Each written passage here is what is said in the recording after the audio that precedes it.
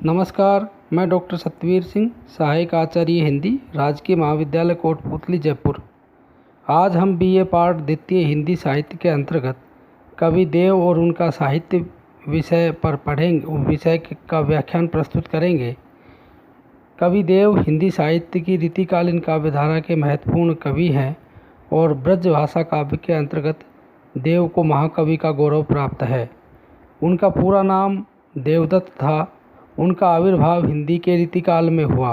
हिंदी का जो रीतिकाल है, ये ईस्वी के रूप में देखना चाहें तो 1650 से लेकर 1850 के आस का जो समय है, काल सीमा है, उसको हम रीतिकालीन काव्य कहते हैं, रीतिकालीन कवि कहते हैं उन कवियों को।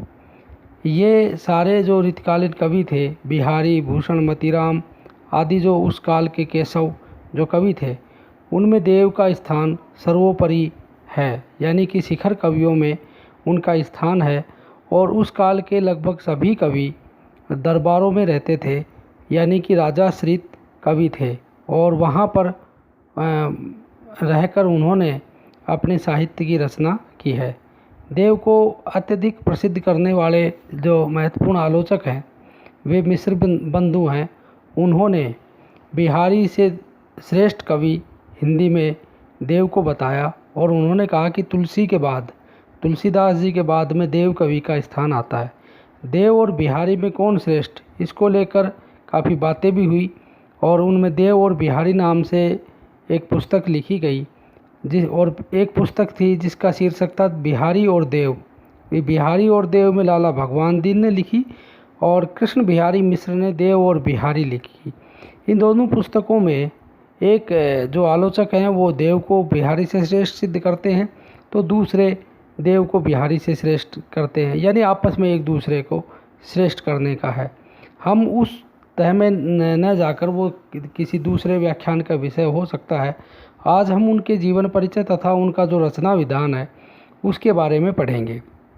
देव का जन्म संवत के हिसाब से 1730 में हुआ है और ये देवसरिया कान्यकुब्ज ब्राह्मण थे। इनका निवास स्थान इटावा है, जैसा कि उन्होंने अपने काव्य ग्रंथ भाव विलास में बताया है। और वो कहा है, गौसरिया कवि देव का नगर इटावो भास। ये उन्होंने पंक्ति कही है, जिससे हम ये अनुमान लगाते हैं कि वे इटावा के रहने वाले थे। देव कई राजाओं के आश्रित कवि रहे हैं, यानी राजाश्रय में रहे हैं। उनकी रचना अष्टयाम औरंगजेब के पुत्र आजम शाह के संकेत पर हुई और वो पुरस्कृत रचना भी हुई। इसके बाद भाव विलास भी आजम शाह के आश्रय में ही शायद ये लिखी गई। देव के दूसरे आश्रयदाता थे दादरी, जो चरखी दादरी जो जगह है, अब वहाँ के राजा थे सीताराम के भतीजे भवानी दत्त वैश्य।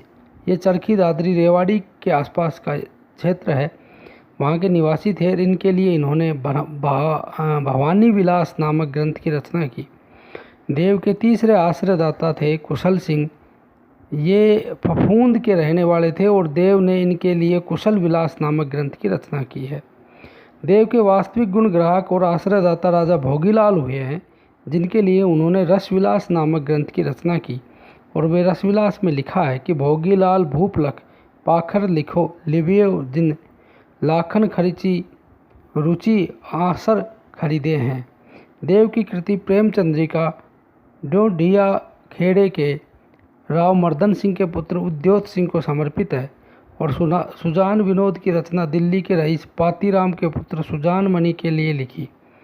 उनकी अंतिम रचना सुख सागर तरंग, जो पिहानी के राजा अली अकबर खां थे, उनके आश्रय में उन्होंने रहकर यह रचना लिखी है। देव की बहुत रचनाएं हैं, उनका उल्लेख भी है। उनके लगभग 72 ग्रंथ माने जाते हैं। कुछ लोग 52 भी कहते हैं, कुछ लोग 82 भी कहते हैं, लेकिन जो उनके प्रामाणिक रचनाएं हैं उनमें 18 मिलती हैं और कुछ 9 ग्रंथ और बताते हैं। तो कुल मिलाकर उनके 25-26 ग्रंथों की संख्या हमारे सामने उपलब्ध रहती है। अब उनकी रचनाओं का क्रम हम इस तरह से देख सकते हैं।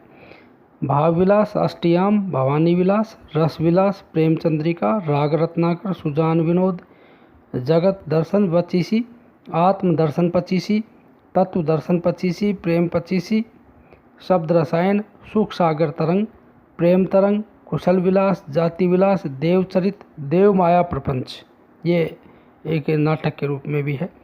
देव ने संस्कृत में भी एक रचना लिखी है, श्रृंगार विलासनी। ये भरतपुर राजस्थान से, हमारे लिए बड़ी गौरव की बात है कि ये राजस्थान से प्रकाशित हुआ, भरतपुर से। और इसका विषय था श्रृंगार और नायिका भेद। नायिका श्रृंगार भेद को लेकर इन्होंने संस्कृत भाषा का प्रयोग करते हुए रचना लिखी है।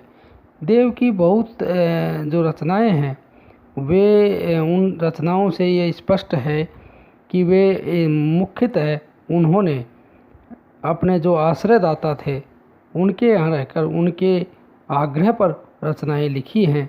और उनकी रचनाओं का जो मूल विषय है वह है प्रेम और श्रृंगार, परंतु प्रेम और श्रृंगार के संबंध में उनकी धारणा अत्यंत उच्च कोटि की है और उनकी भावना उदात्त और उज्ज्वल रूप में प्रकट हुई है।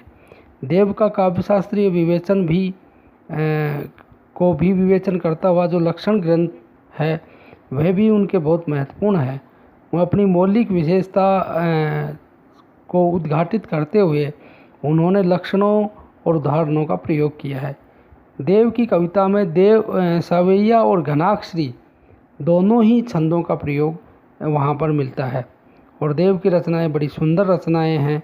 उन रचनाओं में गहरी भावुकता है, मर्मस्पर्शी हैं, सजीव हैं और असाधारण रचनाएं वे हैं। उनकी कल्पना केवल ऊहात्मक विशेषता ही नहीं रखती बल्कि अनुभूति के रस से सिंचित होकर सरसता उत्पन्न करती हैं।